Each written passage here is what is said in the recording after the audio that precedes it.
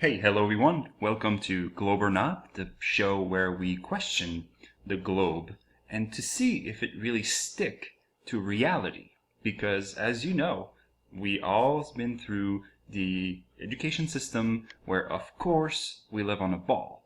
But right now, there are so many lies that are around us that I say, hey, let's just throw all our assumption out there and just for fun, let's see if this one could also be a lie. So, to really kind of grasp the idea, I went over the internet and looked for a little 3D modeling to do some little tests, right? The little perception test to see how that plays out in 3D environment.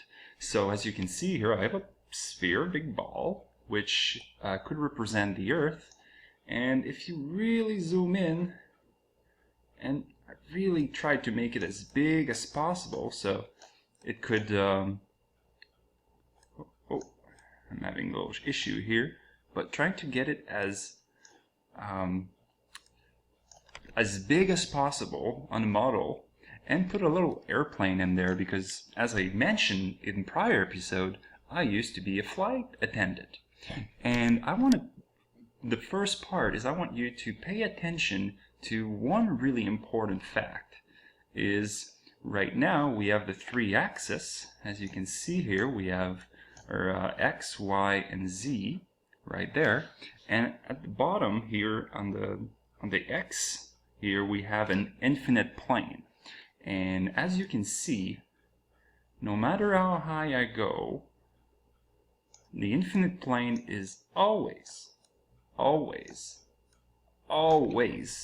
at eye level. It doesn't matter how high you go, and especially with this perspective here, we have infinite view, right? There's no limit on our sight in that 3D modeling. There's no atmosphere, there's none of that stuff. So really that's how an infinite plane works, is that no matter how high you go, it's always high level.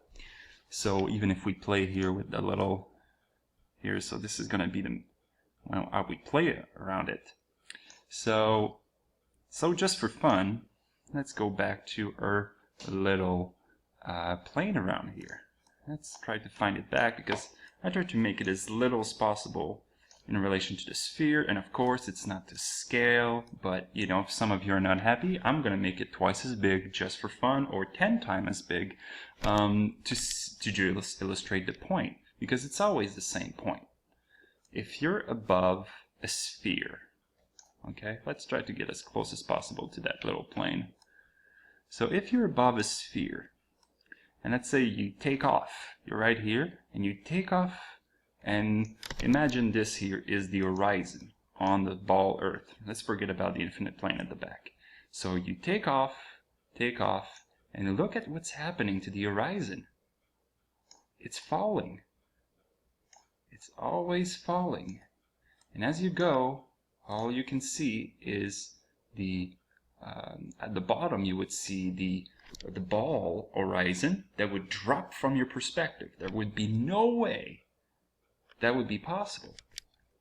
Because as you know, when you go on a plane and you look out the window, and I know because I was a flight attendant, I did it every week, at least 2 or 3 times. I was going Montreal to Cancun, Montreal. You take off, you look at the horizon, and it just follows your eye line. It always like this, and I just did Vancouver, Montreal, and I just paid really attention, and that was the case. It's always high level. Now, as I was putting this little airplane here, guess what I did? I went on to Flight Simulator, and I was curious, how did they do it? You know, if you have to do Flight Simulator, how did they do it over the ocean? Well, check this out. We're on Microsoft.com, and let me read this here. The RQD algorithm, as published, is really intended for flat Earth terrain, where the sea level elevation reference is assumed to be an infinite plane. Since Flight Simulator model the Earth's curvature, we had to modify the algorithm a bit. The main object is that the unmodified RQT tend to eliminate nearly all the mesh vertex over large open expanses of ocean, which is interpreted as being completely flat. Now, if you were going to create a model of reality and you're doing around the ball, but it doesn't work over the ocean, you have to make it a plane. So, I gotta tell you guys, this and gals, this doesn't make any sense. This is not a positive proof for the globe. So as I was going around and looking at my my little tab to see, okay, is that a proof for a globe, or is it not a proof for or against, or it's definitely a proof that it's not a ball? I gotta tell you, this doesn't look good. No matter how you go around it, you can't explain why when you take off, the ball Earth doesn't go down. And if you're not happy with this example, I'm going to make it 10 times as big. Okay? I'm going to do another one. If there's people in the comment who think that it's just because it's not big enough, I'm going to do it for you. I'll be happy to do it. And I know the Earth is big, but it doesn't change the rules of perspective. So, as you can hear, I'm pretty excited about this. This is just, I can't believe I've never seen it before. Okay, so enough for my rant. Let's look at our board and see where that leads us. So let's look at our scorecard once again. Yesterday or the day before, I made a video where it talks about different speed on the globe Earth, and how I've never felt that there was a change when I was traveling Cancun, Montreal, Cancun in the same day, many times a week.